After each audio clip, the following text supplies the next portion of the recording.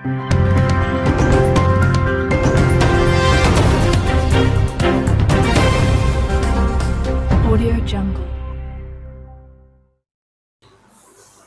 अदालत को यह बताया जाता है कि कई शहरों के अंदर भूख हड़ताल कर रहे हैं, लोग आंदोलन कर रहे हैं, लोग मोर्चे निकाल रहे हैं, तो अदालत का कहना होता है कि आप हम पर दबाव डाल रहे हैं, आप हम पर दबाव नहीं डाल सकते। हम अदालत को ये कहना चाहते हैं, हम ख़तई दबाव नहीं डाल रहे। हम अदालतों की इज्जत करते हैं। हम अदालत में इसलिए आते हैं कि हमें पूरा यकीन है इस देश की न्याय प्रणाली के ऊपर। पुलिस काम नहीं कर रही है, पुलिस तमाशाई बनकर देख रही है। इस वजह से हम इंसाफ मांगने आपके पास आए। आप कम से कम एक शब्द बोल देते कि इस तरह की भाषा का इस्तेमाल किसी ने नहीं करना चाहिए, पुलिस ने कानून के हिसाब से कार्रवाई करनी चाहिए, हमारे ऊपर भी वो प्रतिबंध होता। कार्रवाई नहीं हो रही है। इस वजह से ये जो सेमड़े पोटे जो देवेंद्र फडणवीस ने मार्केट में छोड़ के रखे हैं, जो आके आज ये धमकी दे रहे हैं खुलेआम, कभी पुलिस वालों की पत्नियों को बताते हैं, पुलिस वालों को धमकाते हैं, कभी ये कह रहे हैं कि मस्जिद में घुसकर मारेंगे, तो ऐसे लौंडों की हिम्मत बढ़ रही है कि कुछ तो नहीं होने वाला है करके। तो हमने तय किया है, अगर सरकार ये चाहती है कि ये राज्य कानून के हिसाब से चले तो हम उसका आदर करें, लेकिन हमको समझ में आ गया सरकार चाह रही है कि अब जो लड़ाई है वो रास्ते के ऊपर, तो महाराष्ट्र के मुख्यमंत्री एकनाथ शिंदे साहब, देवेंद्र फडणवीस साहब, अजीत पवार साहब, ये अच्छी तरह से आप कान खोल के सुन ले। हम 5 दिन का आपको वक्त दे रहे हैं। अगर 5 दिन के अंदर इन लोगों के ऊपर अगर कार्रवाई नहीं हुई तो 6ठे दिन हम पूरे महाराष्ट्र की मीटिंग लेंगे और एक डेट डिक्लेयर करके इतनी बड़ी रैली मुंबई की तरफ कूच करेंगे हम कि महाराष्ट्र के इतिहास में कभी देखी नहीं होगी।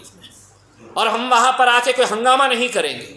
हम पूरा संवैधानिक अधिकारों का इस्तेमाल करते हुए शांतिपूर्ण तरीके से आपके पास आएंगे और मुख्यमंत्री साहब, उप मुख्यमंत्री साहब, आपको हम एक संविधान, कॉन्स्टिट्यूशन की एक पुस्तक आपको गिफ्ट करने के लिए आएंगे। महाराष्ट्र के बड़े आईपीएस ऑफिसर्स को फ्रेम करके वो जिस वक्त आईपीएस की शपथ ले रहे थे, उस शपथ की याद दिलाने के लिए वो शपथ हम फ्रेम करके आईपीएस ऑफिसर्स को और महाराष्ट्र के वरिष्ठ पुलिस अधिकारियों को हम देंगे कि आप अपना कर्तव्य निभाइए।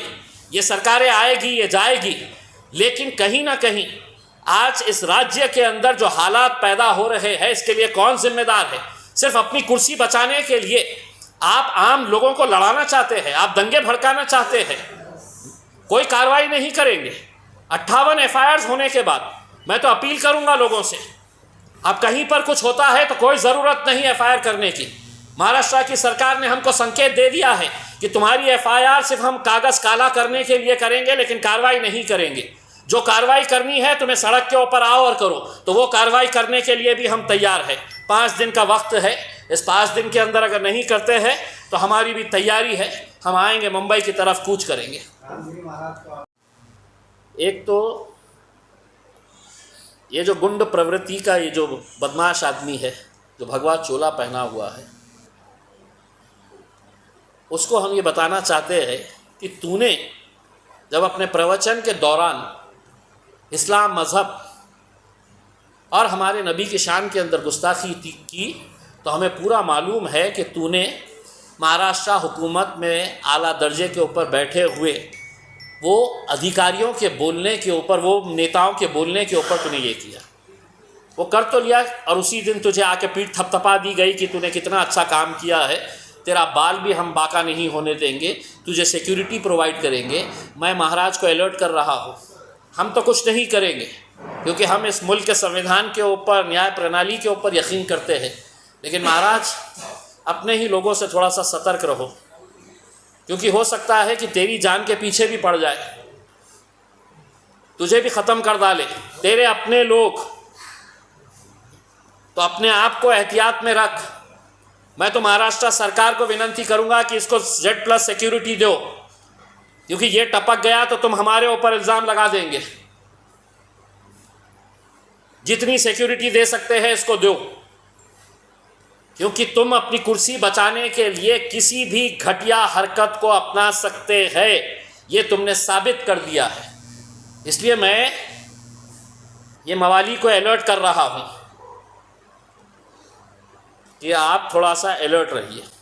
मैंने एक पत्र महाराष्ट्र के डीजी को भेजा हूँ और उनको ये बताया हूँ, 3 दिन पहले भेजा हूँ, उनको ये कहा हूँ कि 8 दिन के अंदर अगर इसके ऊपर कार्रवाई नहीं होती है तो पूरे महाराष्ट्र भर के अंदर आंदोलन होगा।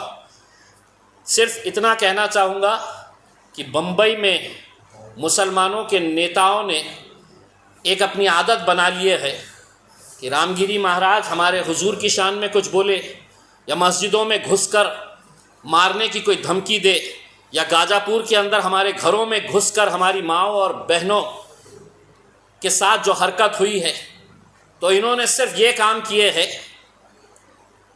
कि डीजी के पास जाना, पुलिस कमिश्नर के पास जाना, पुलिस स्टेशन के पास जाना, ऐसा मेमोरेंडम देना, तस्वीरें खिंचाना, तस्वीरें खिंचा के बाहर आना, यूट्यूब वालों को बाइट देना, अपने गुस्से का इजहार करना और बस ख़त्म। अब मैं आपको एक चुनौती दे रहा हूँ, अगर मैं मुंबई आ रहा हूँ और तुम सही मानों में अगर मुसलमानों की नुमाइंदगी करने वाले नेता हैं तो एक मर्तबा उद्धव ठाकरे को, शरद पवार को, नाना पटोले को, इनको सबको बोलो कि जिस तरीके से छत्रपति शिवाजी महाराज का पुतला गिरा हमने भी उसकी निंदा की। भ्रष्टाचार की वजह से छत्रपति शिवाजी महाराज का पुतला गिरा, हमने उसकी भी इंक्वायरी की मांग की। कैसे सड़क के ऊपर निकल के आ गए। ऐसा लग रहा था आरिफ नसीम खान फूट फूट के रो डालेंगे वहाँ पे। कभी उसके लिए नहीं निकलने का आया मौका।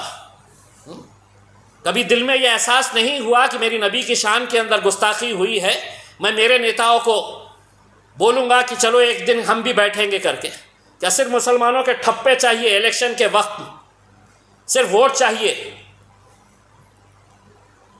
इसलिए हम आपसे अनुरोध कर रहे हैं, अगर अगले कुछ दिनों के अंदर मुंबई के मुसलमान लीडर अगर कुछ नहीं करते हैं तो तुम्हारे पैरों में घुंघरू बांधने के लिए घुंघरू भेजूंगा, अपने नेताओं के सामने ठुमके लगाओ। किसी काम के नहीं है तुम। वो घुंघरू लेके शरद पवार साहब, उद्धव ठाकरे साहब के सामने नाचो। अजीत पवार साहब के भी प्यादे यहाँ पर भी है बहुत सारे। बहुत हो गया है मेमोरेंडम देने का, तस्वीरें खिंचाने का। अब ये कोई एमआईएम की तरफ से नहीं बोल रहा हूँ। अगर मुसलमान है, अगर दर्द हुआ है, अगर तकलीफ़ हुई है कि नबी की शान के अंदर गुस्ताखी किसी ने की है, तो हमारे साथ चलिए। किसी पार्टी के बैनर के अंदर तले नहीं, हम तिरंगे लगाएंगे गाड़ी के ऊपर। तिरंगे लगाकर है तो एक मर्तबा फिर मुंबई की तरफ कूच करेंगे।